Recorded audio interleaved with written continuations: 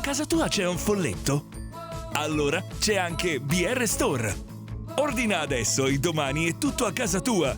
Perché non scegliere di risparmiare? BR Store, siamo i migliori.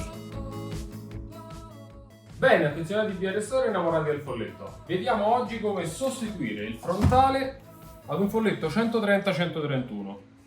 Allora, per prima cosa togliamo il manico, quindi premiamo sul tasto, sfiliamo il manico e lo mettiamo da parte.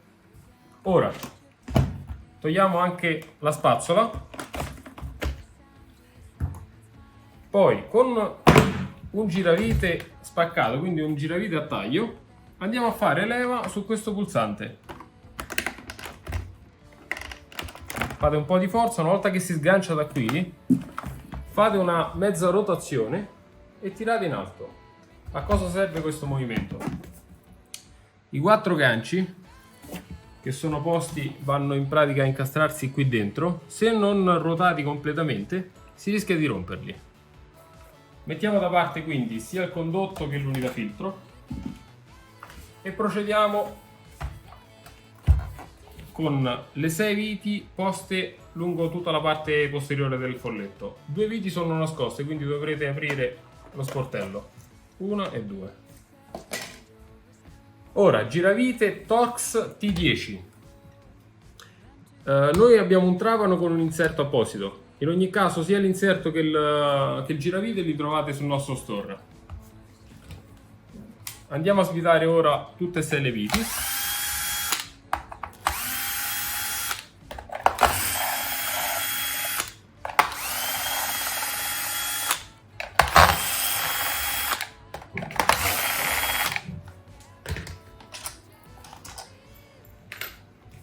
Giriamo il folletto, premiamo il tasto e tiriamo la calotta verso l'alto. Arrivati più o meno in questa posizione, facciamo attenzione intanto al pulsante ed ora tiriamo la calotta verso il manico, in questa maniera, facendo anche un po' di gioco. Eviterà di finire di rompere, diciamo, la parte frontale, anche se la stiamo cambiando.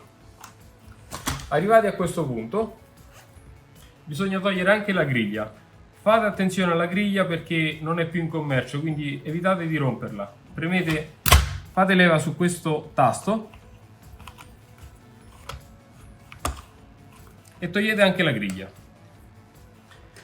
Ora, perché si cambia la calotta? La calotta frontale si cambia normalmente perché cedono i supporti interni, quindi il folletto non è più saldo, oppure si rompe questo, diciamo, cordolino sulla parte superiore, quindi stessa cosa, non terrà salda la parte superiore e il manico farà molto gioco. Ora, passo importante, bisogna recuperare il pulsante di sgancio della spazzola. E come si fa? Allora, sfilate prima questo supportino. Da questo lato bisognerà fare un po' di leva e nel frattempo premere da questo lato. Fatto questo, rientrate in questa maniera e sfilatelo.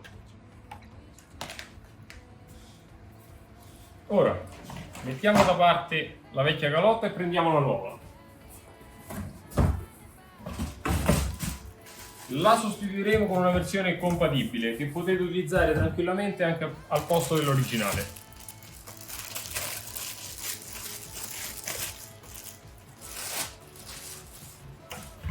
Noterete che la serigrafia riporta a 131, ovviamente se avete un 130 non cambia nulla.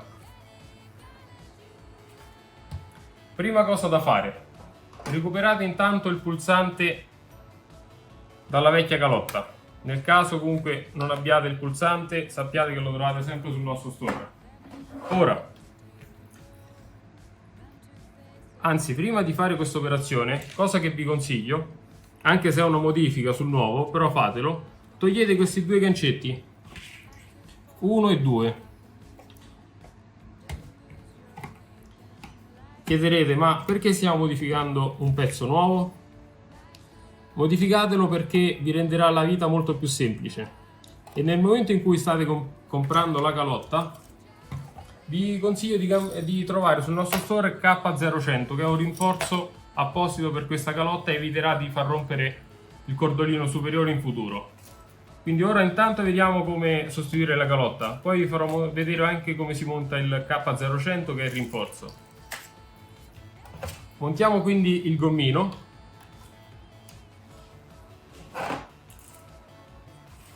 Andiamo ad installare di nuovo il vecchio pulsante. Per prima cosa lo rinfiliamo dalla parte superiore, lo rotate in questa maniera,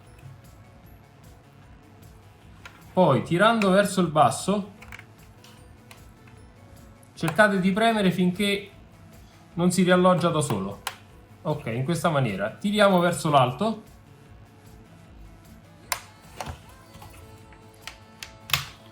Ok, ora rialloggiamo il pulsante, c'è la sede apposita, e anche l'altro supporto. Se il supporto si dovesse rompere non è un problema, potete reinstallare il tutto facendo semplicemente attenzione nel momento in cui si va a rimontare che il filo sia sull'esterno rispetto al supporto della calotta, quindi deve comunque scorrere lungo il lato. Se si rompe il supporto, l'importante è che il filo comunque abbia questa posizione quando si rimonta. Ora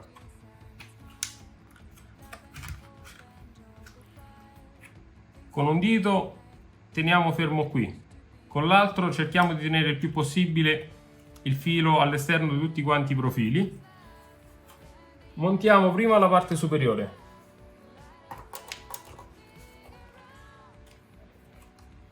Facciamo con attenzione perché comunque tutti i supporti devono rientrare negli appositi alloggi.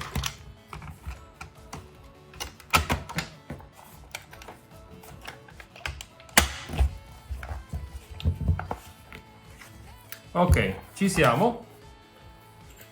Facciamo l'appello di tutte e 6 le viti. E riprendiamo il nostro giravite Torx T10. Se state utilizzando un trapano, importantissimo utilizzare la frizione, utilizzare la funzione avvitatore non trapano e possibilmente una frizione abbastanza bassa. Riavvitiamo.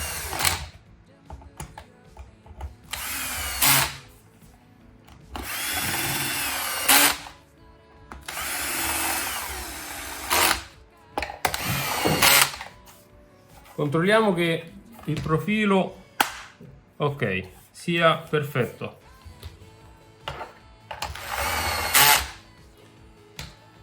Fatto questo, allora intanto togliamo la vecchia calotta, rimontiamo subito lo sportello.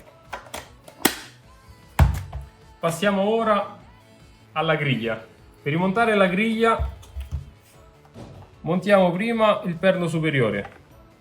Poi rimontiamo tutti quelli lungo il lato posteriore e poi finiamo di alloggiare gli ultimi 4 perni. Qui dovrà fare lo scatto, quindi basterà premere e siamo pronti. Rimettiamo il folletto in piedi, rimontiamo il condotto. Il discorso è fare la stessa rotazione all'inverso rispetto a prima. Quindi inseriamo prima i 4 perni, ruotiamo. Qui bisogna che faccia lo scatto, quindi dovrete fare un po' di forza. Ok, nel nostro caso è andato subito. Controlliamo qui che il profilo sia completo. Se vedete un po' di spazio dovrete rismontare e riprocedere con la stessa procedura. Ora possiamo passare a montare il rinforzo. Normalmente lo consiglio sempre, anche se non è diciamo indispensabile, però permetterà alla macchina di tenersi più salda ed evitare rotture sulla parte superiore, perché è la parte dove c'è più stress. Fatto questo possiamo rimontare il manico. Rimontiamo anche la spazzola e abbiamo così sostituito il frontale ad un folletto 130-131. Trovate il frontale compatibile per folletto VK130 e VK131 sul nostro store www.brstore.com con il codice K0130.